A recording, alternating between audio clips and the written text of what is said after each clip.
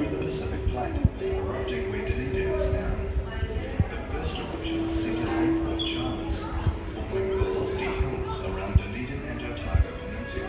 Then a string of smaller volcanoes emerged as far inland as Ranfurly.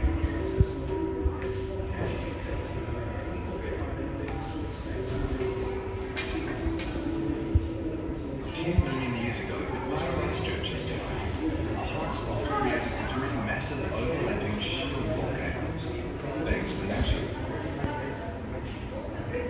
4 million years later, the action had shifted further east, as yet another hotspot brought the Channel Islands up out of the sea in a series of blasts over 4 million years.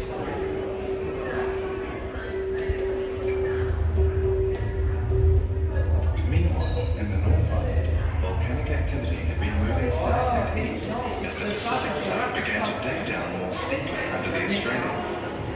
One result was the creation of the most active and vibrant volcano in New Zealand, Taupō. And further north, where it all began, 250,000 years ago, Auckland began to blow again, driven by another hotspot under the Australian plate.